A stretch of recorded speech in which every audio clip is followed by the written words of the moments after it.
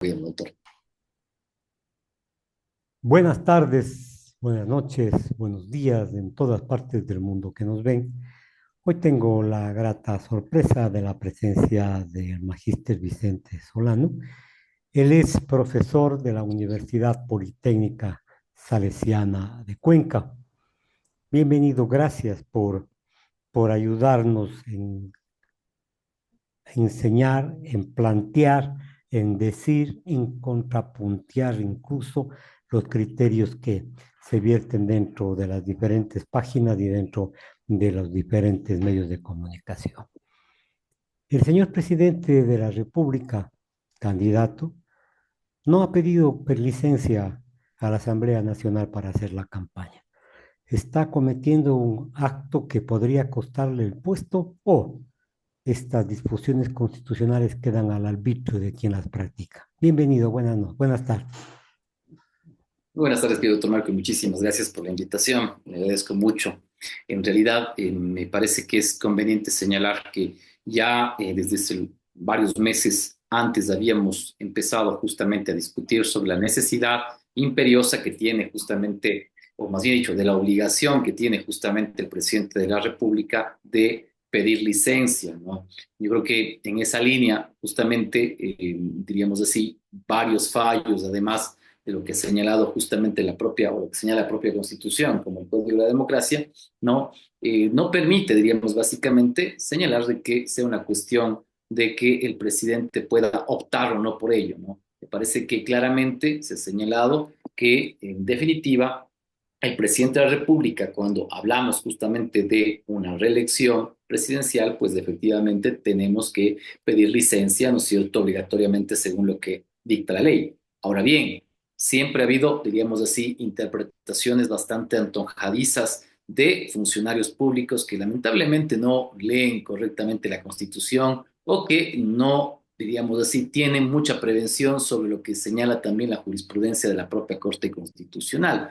En esa línea siempre se ha señalado que supuestamente la Corte Constitucional ha analizado, ¿no es cierto?, ¿no?, de que efectivamente se debe no computar efectivamente este periodo presidencial luego de haberse dado la muerte cruzada, lo cual efectivamente es real, pero lo que no se dice efectivamente es que eso no implica un análisis, ¿no es cierto?, de fondo sobre que es necesario o no la pedida de licencia por parte del presidente de la República en estos tiempos electorales. En esa línea, pues habíamos dicho claramente incluso, ¿no? Ha habido varias reformas del Código de la Democracia, ¿no es cierto?, en el sentido de que justamente se pueda garantizar de que no se permita de que los candidatos, no solamente el presidente, cualquier candidato, ¿no es cierto?, que esté efectivamente pidiendo el voto en una nueva elección, debe, ¿no es cierto?, no solamente por cuestiones de ética y moral, sino obligatoriamente, ¿no es cierto?, dejar, ¿no es cierto?, el cargo, pedir una licencia que asuma efectivamente el vicepresidente o quien en este caso deba asumir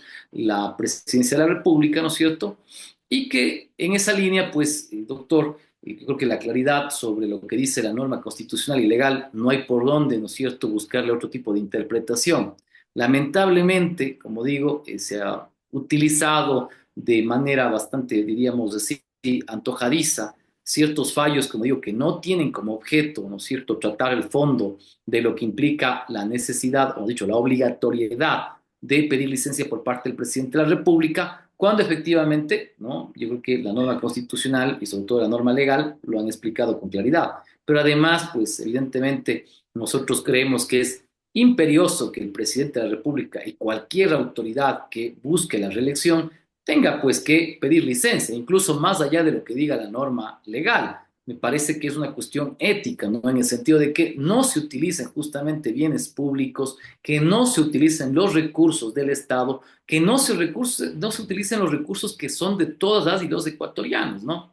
Correcto. Muchos analistas coincidimos en que, por ejemplo, hoy tenemos un presidente candidato que utiliza bienes públicos, lamentablemente, y que al final de cuentas, diríamos así, todas y todos los ecuatorianos, seamos de la tendencia que seamos y obviamente demos el voto a quien queramos, estamos prácticamente, ¿no es cierto?, financiando la campaña del presidente de la República. Entonces, me parece grave realmente la situación porque más allá, como digo, de la norma legal que especifica la obligatoriedad de la petición de licencia por parte del presidente de la República, pues, ¿no es cierto? Yo creo que nos da además un mal ejemplo, efectivamente, de lo que debe hacer un funcionario público, de lo que debe hacer la máxima autoridad del Estado, ¿no es cierto?, en términos éticos, ¿no?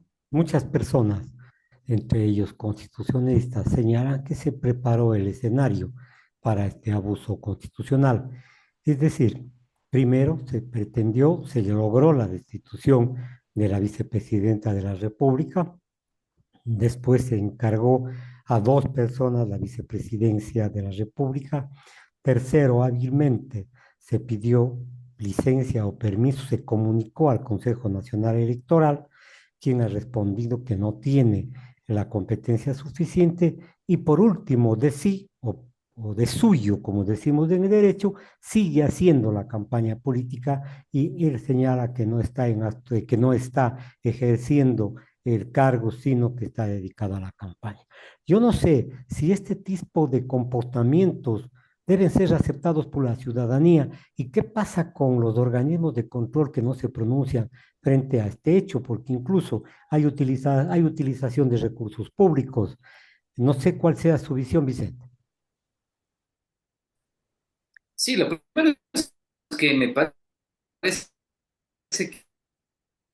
que es necesario entender de que, claro, no podemos aquí evidentemente necesariamente establecer sanciones o infracciones o efectivamente si se ha configurado ese tipo de los órganos, ¿no es cierto?, del Estado que deberían, obviamente, ¿no es cierto?, hacer el control sobre este tipo de abusos.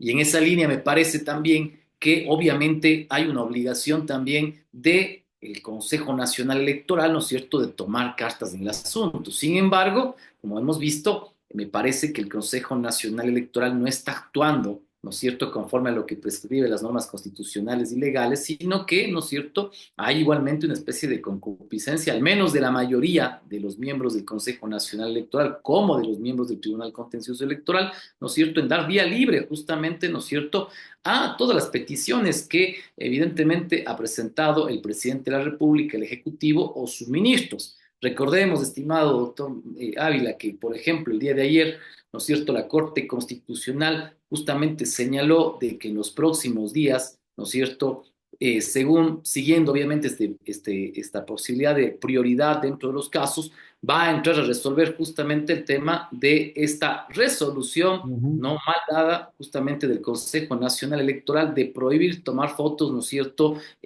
o prohibir tomar las fotos, ¿no es cierto?, de la papeleta electoral. En esa línea, obviamente, podríamos decir, ¿cómo se explica que esa resolución, que obviamente es inconstitucional a todas luces, ¿no? Evidentemente fue una petición, diríamos así, ¿no es cierto?, que la hizo el propio ministro José de la Gasca, quien justamente también señalando que supuestamente hay un tipo de utilización, hay una especie de presión hacia los electores por parte de los grupos de delincuencia organizada que muestren las papeletas electorales justamente como una especie de compra o exigencia de votos y el Consejo Nacional Electoral, oh sorpresa, ¿no es cierto?, da esta mala dada resolución que efectivamente me parece la Corte Constitucional si actúa en derecho técnicamente, pues no debería obviamente, ¿no es cierto?, dejar la validez de esa resolución y que efectivamente pues, esa resolución sea declarada totalmente, ¿no es cierto?, inconstitucional.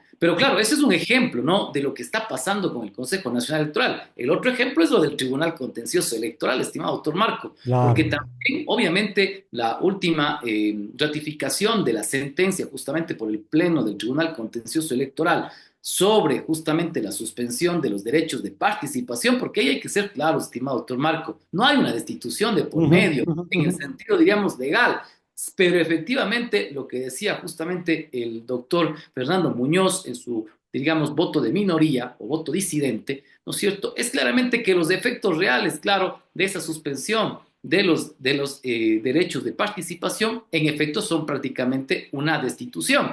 Sin embargo, obviamente ellos se cuidan, ¿no? En el sentido de decir, yo no estoy destituyendo, yo no estoy, en este caso, prohibiendo el ejercicio del cargo, pero obviamente mediante la sentencia que se ha expedido, permite justamente que el Ministerio del Trabajo, ¿no es cierto?, le imposibilite el ejercicio del cargo público, ¿no es cierto? Y por lo tanto, pues evidentemente, diríamos así, en los efectos reales, pues hay una destitución efectivamente de la vicepresidenta de la República. Y Correcto. estimado Marco, no podemos entonces, obviamente, obviar de que en definitiva se está alterando el orden constitucional, que no hay un respeto, obviamente, a la norma constitucional y que, en definitiva, ¿no es cierto? Además, como ya bien lo hemos dicho en algunas ocasiones anteriores, esto va a implicar, ¿no es cierto?, la posibilidad de que haya demandas a nivel internacional y que me parecen justificadas por parte de la vicepresidenta Verónica Abad, porque, como decíamos, este tipo de interpretaciones que no son una interpretación sistemática, una interpretación, diríamos así, acorde a la Constitución, pues obviamente es la que está utilizando la mayoría del Tribunal Contencioso Electoral, ¿no es cierto?, para en la práctica cumplir, diríamos así, ¿no es cierto?, probablemente estas interpretaciones que hace justamente el presidente de la República y su equipo jurídico, así mismo como su equipo político, sobre lo que implicaría, ¿no es cierto?, separar a la vicepresidenta de la República, que es obviamente, como digo, que los organismos que deben controlar, que deben justamente garantizar, yo digo, el juego limpio. Lo que es importante que en unas elecciones hayan elecciones que sean totalmente limpias, elecciones básicamente, ¿no es cierto?, que garanticen su transparencia, su imparcialidad, que son obviamente una condición necesaria para acreditar que efectivamente quien gane dentro del proceso electoral, pues obviamente, ¿no es cierto?, tenga la legitimidad y la legalidad, obviamente, del caso para asumir el mismo, ¿no? Varias instituciones internacionales, varios analistas de la política ecuatoriana, de la democracia en América Latina y en el mundo, han señalado, y voy a leerlo con comillas para que no haya confusión alguno, es demencial que instituciones vitales en la vida republicana del Ecuador, como la Corte Constitucional, la Corte Nacional, el Consejo de la Judicatura, Fiscalía, el Consejo de Participación Social, Contraloría, Consejo Nacional Electoral, Tribunal Contencioso Electoral, Policía y Fuerzas Armadas aparezcan ante el conglomerado internacional como cómplices y encubridores de un acto inconstitucional. Si así se pronuncian ciertos organismos internacionales, ¿qué debemos decir los ecuatorianos? Está silenciada la cátedra, la universidad está silenciada, silenciada la iglesia, silenciada los grupos sociales, uno que otro partido político por allí, buscando a lo mejor réditos, hacen pronunciamientos, pero de allí no pasa, Vicente. ¿Qué hacemos? Efectivamente, nos parece realmente una situación bastante alarmante. Hace varios meses atrás habíamos justamente varios docentes y en este caso académicos de diferentes universidades y de diferentes perspectivas ideológicas, políticas, habíamos señalado claramente de que estábamos frente a una alteración del orden constitucional. Pues obviamente nosotros creemos que desde ya el mes de enero, ¿no es cierto?, prácticamente no estamos claramente viviendo en un estado democrático, ¿no? Yo creo que eso es claro de determinarlo, ¿no? En esa línea, pues obviamente hay un discurso y una narrativa desde los órganos oficiales y sobre todo desde el Ejecutivo en el sentido de decir que todo este tipo de decisiones, ¿no es cierto?, están apegadas a derecho, pero lamentablemente no es así. Y yo creo que también, además, obviamente, incluso existen pues ciertos personajes que lamentablemente se llaman o se hacen llamar abogados constitucionalistas que se prestan para ese tipo de interpretaciones que en realidad no tienen ningún tipo de, diríamos así, sentido, obviamente, ni de razonamiento jurídico mínimo. Y realmente me parece muy preocupante porque este tipo de decisiones, diríamos así, avaladas inclusive por ciertos académicos, diríamos así, ¿no? Lamentablemente son las que están generando, ¿no es cierto?, todo este tipo de alteración a la seguridad jurídica, al orden constitucional, al orden instituido. Y como digo, luego el problema es que, ¿no es cierto?, estos tipos de decisiones van a ir obviamente a las cortes internacionales, ¿no? Recordemos que efectivamente la Convención Americana de Derechos Humanos en su artículo 23 garantiza justamente los derechos políticos de las personas, así mismo como la norma constitucional. Pero en la práctica ya han habido casos anteriores en los cuales ya la Corte Interamericana de Derechos Humanos justamente ha señalado con claridad de que obviamente, ¿no es cierto?, por ejemplo, en el caso López Mendoza versus Venezuela, el tribunal ya condenó justamente la práctica esta de inhabilitar políticamente a funcionarios electos sin que haya una sentencia efectivamente ni un debido proceso. Y nosotros no decimos efectivamente que basta única y exclusivamente pues con la sentencia que, entre comillas, dice, nosotros no hemos efectuado una remoción, en este caso directa, de la presidenta, de la vicepresidenta de la República. Pero en los hechos, efectivamente, ¿no es cierto?, hay una remoción de facto. Esta remoción obviamente no ha seguido el procedimiento constitucional que está establecido dentro del artículo 129 de la Constitución, que implica el juicio político justamente que debe realizarse a la vicepresidenta. Además, Bien, obviamente, ¿no es cierto?, la vicepresidenta no ha sido revocada su mandato, no ha correcto. renunciado, por lo tanto debería seguir en funciones. Y como digo, ya en los casos como en Venezuela, en los casos también en como Yatam versus Nicaragua, se ha señalado claramente que las restricciones a los derechos políticos siempre deben ser, en este caso, necesarias, proporcionales, razonables y adoptadas dentro de procedimientos de garantías judiciales y con los procesos, diríamos así, apegados al principio de legalidad. Usted puede remover efectivamente a un funcionario público, pero lo debe hacer mediante un procedimiento que está previsto y bajo una causal efectivamente expresada en la Constitución y en la ley. Y obviamente ya la Corte Constitucional incluso, ¿no es cierto?, ya dijo en una consulta de norma hace algunos meses atrás, en el mes de enero, dijo, oiga, quedemos claros en que ni el Tribunal Contencioso Electoral tiene, ¿no es cierto?, la potestad para remover, obviamente, a la vicepresidenta de la República, y obviamente quien debe, en este caso, ¿no es cierto?, removerla, ¿no es cierto?, sería el órgano con legitimidad democrática que es la Asamblea Nacional y bajo las causales explicitadas dentro de la Constitución. Por lo tanto, yo creo que hay una clara situación, diríamos así, de anormalidad, obviamente, en lo que implica el régimen constitucional, ¿no? Yo creo que lamentablemente, como digo, bajo estas decisiones y estas, sobre todo decisiones judiciales, que no están apegadas a la Constitución y la ley, pues evidentemente la vicepresidenta luego puede acudir obviamente a los organismos internacionales para hacer valer sus derechos, ya que lamentablemente en las cortes locales no la podía hacer. Lamentablemente la Corte Constitucional, obviamente por estar, digamos, en periodo electoral y por el tiempo, lamentablemente es muy difícil probablemente que pueda llegar a revisar el proceso de la vicepresidenta, porque prácticamente la vicepresidenta en un poco más de un mes y medio, un poco más, diríamos así, prácticamente en menos de 2 meses, ella estará saliendo del cargo. No Sí. obstante, obviamente, como decíamos, los efectos de todas estas decisiones han implicado la vulneración, obviamente, de sus derechos políticos. Pero además, estimado doctor Marco, yo decía, pero veamos otros casos, ¿no?, en donde efectivamente también se ha aplicado, por ejemplo, este tipo de sanciones, ¿no? Recordemos, por ejemplo, el tema del principio de proporcionalidad. Si recordamos en el caso del exministro Diego Ordóñez, quien, por ejemplo, ¿no es cierto?, en el año 2021 le dijo mediante Twitter a una asambleísta de la Revolución Ciudadana, le dijo, ¿no es cierto?, expresiones que tienen que ver justamente con violencia política de género. ¿Qué dijo ahí el Tribunal Contencioso Electoral? Este mismo Tribunal Contencioso Electoral Ujú. dijo, oiga, cuidado, no podemos en este caso, ¿no es cierto?, pensar en suspenderle, ¿no es cierto?, los derechos de participación, eso no es proporcional, ¿no es cierto? En ese sentido, ¿no es cierto?, dijo, mandamos entonces una multa, ¿no es cierto?, de un poco más de $8,000 y con eso libre, siendo ministro, efectivamente, de la República. Y le dijo, Bien. vaya y pague $8,000 y siga en el cargo, ¿no es cierto?, ejerciendo ese principio de proporcionalidad.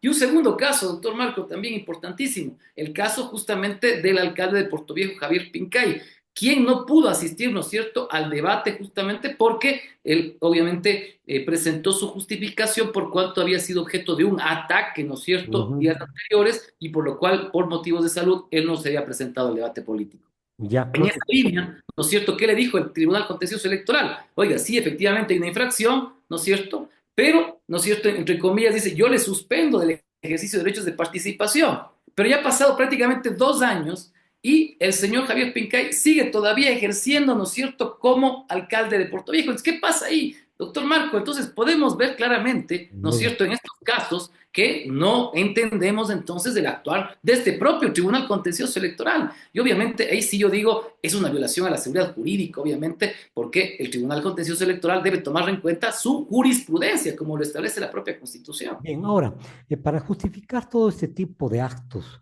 que son contrarios a derecho, dicen que están realizando una interpretación de la ley. Nosotros sabemos que la interpretación de la ley es la primera actividad del juez, del entendimiento, mejor dicho, de la ley, pero que en el derecho público está prohibida la interpretación. extensiva, especialmente como en este caso. Entonces, en base de la situación de que están estudiando, de que tienen el concepto más amplio, están pues interpretando la ley. Están los organismos que interpretan la ley a su antojo, están cometiendo un error garrafal que en los primeros años de derecho nosotros decimos o decíamos en la cátedra, no se puede interpretar la ley en el derecho público. Esta es ordena por sí sola y hay organismos que a lo mejor pueden entrar a condicionar, pero con sentencias de firme y razonadas, Vicente.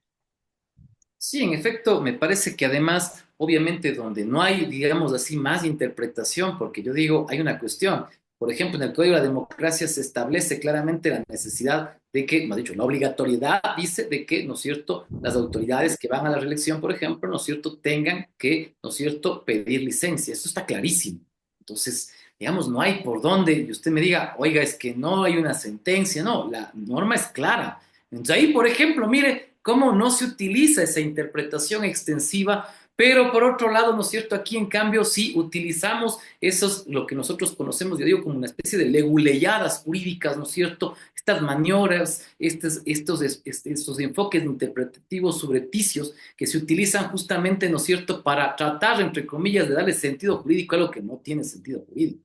Evidentemente, yo, y ahí sí soy claro, he escuchado también con mucha atención, inclusive el voto de disidente del doctor Muñoz, donde señala, yo creo que ahí sí, con muchos argumentos muy claros, obviamente, ¿no es cierto?, ratificando evidentemente que ese tipo de decisión y de resolución que toma el Tribunal Contencioso Electoral ante el caso, por ejemplo, de la doctora Verónica Abad, pues evidentemente no tiene ningún tipo de sentido y es más bien violatorio y vulneratorio de sus derechos.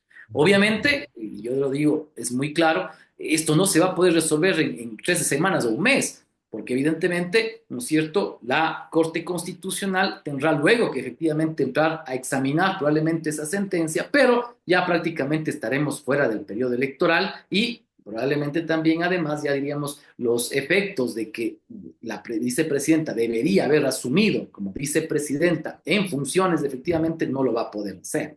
Yo creo que ahí sí, y hay que ser claros, habrá responsabilidad y yo creo que ahí sí hay que entender muy claramente la responsabilidad de este tipo de autoridades que me parece no están haciendo, digamos así, una mejor observación justamente y observancia de lo que dice la normativa, ¿no? Yo sobre todo digo el Tribunal Contencioso Electoral porque es quien define, ¿no?, la situación electoral, la situación jurídica final. Yo creo que el Consejo Nacional Electoral puede equivocarse, pero justamente el Tribunal Contencioso Electoral en derecho, ser obviamente un órgano jurisdiccional, tiene que dictar las resoluciones conforme a derecho y no lo hace. Yo creo que eso lamentablemente preocupa porque la inestabilidad política y, como digo, la crisis del orden constitucional que tenemos debería ser superado mediante ¿qué? Mediante las decisiones justamente acorde a la Constitución que deberían darnos todos los órganos del Estado. Sin eso, evidentemente, estimado doctor, pues es muy difícil que los ciudadanos lamentablemente hagamos algo, diríamos, o podamos hacer algo, ¿no?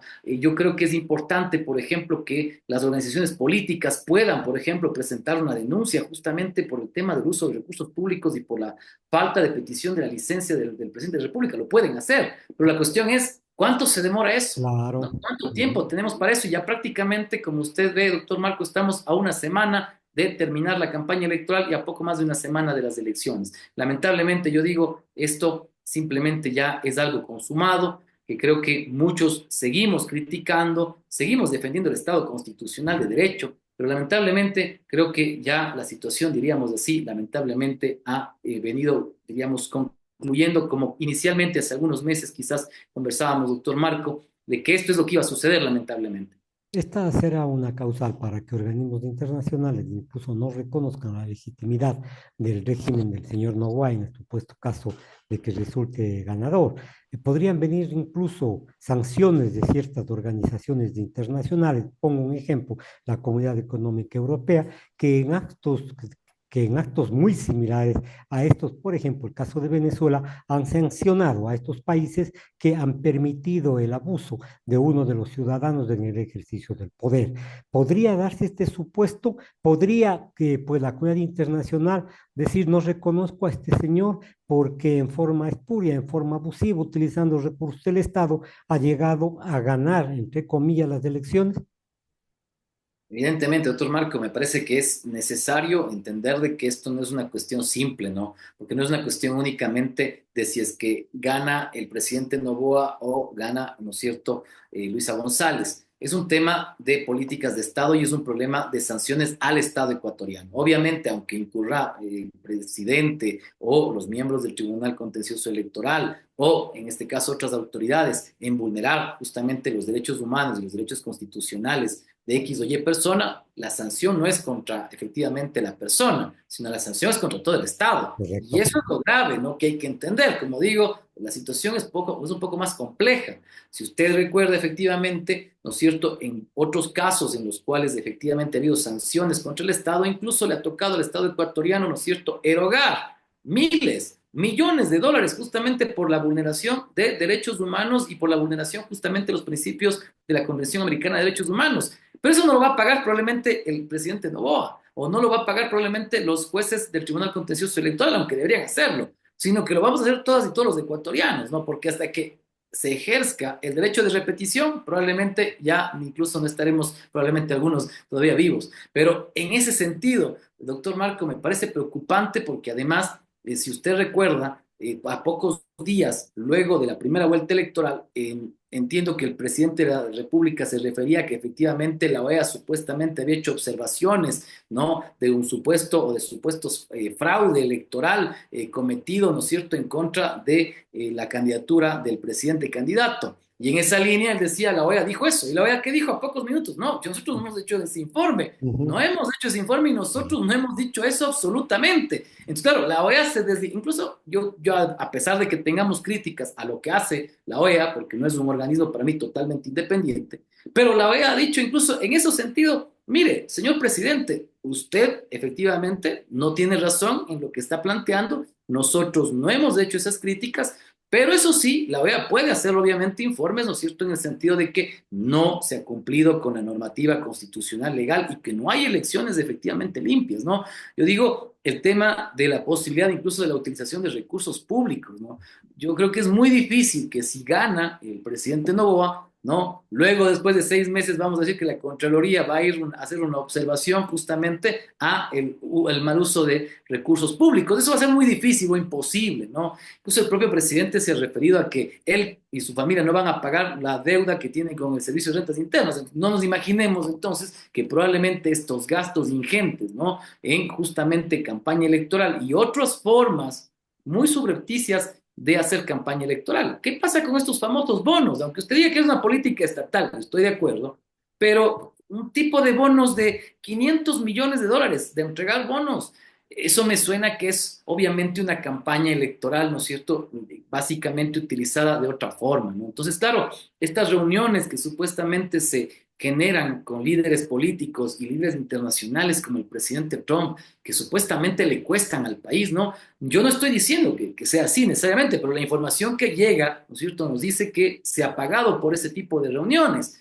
La cuestión es, ¿usted cree que en 3 o 6 meses se va a investigar eso si el señor presidente Noboa llega a ganar? Muy difícilmente, ¿no? Entonces, claro, todo esto, digo, lamentablemente se configura en una situación en la cual, lamentablemente, los órganos que deberían cumplir justamente con Claro, las resoluciones legales y constitucionales no lo están haciendo, ¿no? correcto. Por Nos otro queda lado, lo único es tal vez la responsabilidad internacional, por ¿no? otro lado, quisiera que nos explique un poco la situación de la acción de repetición. Es decir, en el país prácticamente nunca se ha dado este tipo de circunstancias, por eso es que la gente o las personas abusan en el ejercicio de poder. La repetición técnicamente significa qué, por favor, porque incluso aquí en Cuenca estamos viviendo algún problema de unas multas en un caso de una sentencia que se dictó en Chile en mediación. ¿Qué significa esta repetición técnicamente hablando? Sí, bueno, el 11 numeral 9 de la Constitución establece justamente, ¿no es cierto?, varios elementos sobre la responsabilidad del Estado. Lo primero, evidentemente, la responsabilidad del Estado en el sentido objetivo, ¿no? Más allá de que un funcionario pueda cometer, ¿no es cierto?, algún tipo de vulneración a derechos humanos o derechos constitucionales, ¿no? Más allá de que se pueda encontrar a la gente o, en este caso, a, digamos, el actor en concupiscencia con el Estado, ¿no es cierto?, para vulnerar derechos constitucionales, el Estado es responsable, al final de cuentas. Entonces, por lo tanto, más allá de que efectivamente lleguemos, diríamos, a establecer una responsabilidad subjetiva o personal, ¿no es cierto?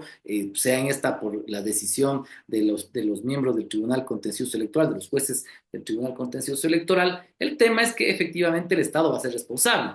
Y eso Ujú, implica, ¿no es cierto?, que probablemente, ¿no es cierto?, la vicepresidenta tendrá que primero, obviamente, valorarse, ¿no es cierto?, todo lo que implica, ¿no es cierto?, el daño, ¿no es cierto?, que se ha generado, ¿no es cierto?, por probablemente los sueldos que no se han recibido, ¿no es cierto?, además, obviamente, de todos los beneficios sociales.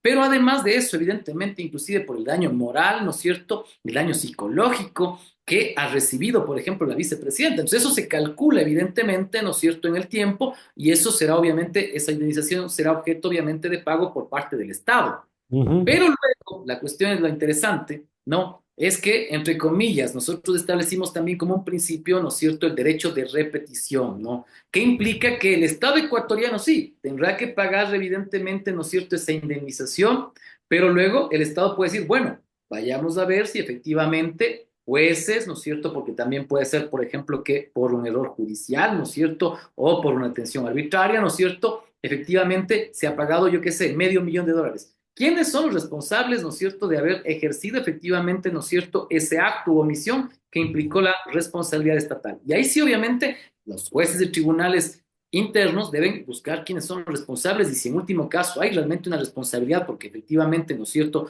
se ve que eso en efecto tuvo, diríamos así, una responsabilidad, por ejemplo, manifiesta negligencia del juez u otros, ¿no es cierto?, pues ellos tendrían que, entre comillas, pagar, por ejemplo, la indemnización.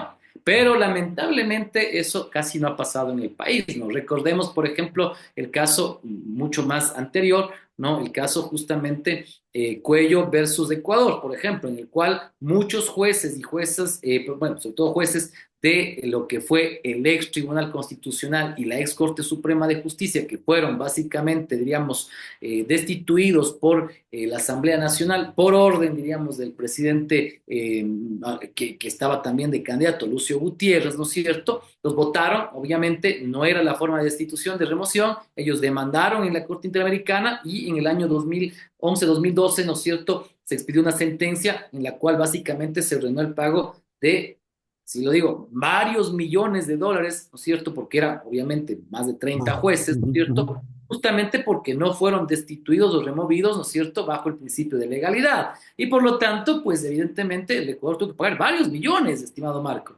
La cuestión es, luego justamente se siguió el derecho de repetición, pero entiendo que hasta el día de hoy ninguno de los 100 y tantos asambleístas que votaron a favor de la remoción han tenido que pagar ni un solo dólar. Entiendo que algunos incluso se han declarado que básicamente por poco diríamos en bancarrota, se han declarado totalmente que no tienen ni un solo centavo y prácticamente no sabemos cómo ha terminado ese tipo de procesos. Entonces, claro, Correcto. bajo eso, que digamos así, prácticamente en el Ecuador no ha habido derecho de repetición. Entonces, claro, ahí sí es donde lamentablemente uno dice, bueno, ¿quién va a terminar pagando, ¿no es cierto?, la indemnización por este tipo de vulneraciones a los derechos humanos? Es el Estado y al final de cuentas es un pago de todas y todos, ¿no? La falta de repetición garantiza la impunidad. Muchas gracias, Vicente, por haber conversado con nosotros hoy en la tarde. El doctor Vicente Solano, profesor de la Universidad Politécnica Salesiana en Derecho Constitucional, quien sí conoce el derecho constitucional, nos ha dado hoy una explicación. Muchas gracias, señoras y señores. Nos veremos otro rato, Vicente. Muchísimas gracias, don Marco. Un gran abrazo también. Una buena noche. Pasen bien. Gracias.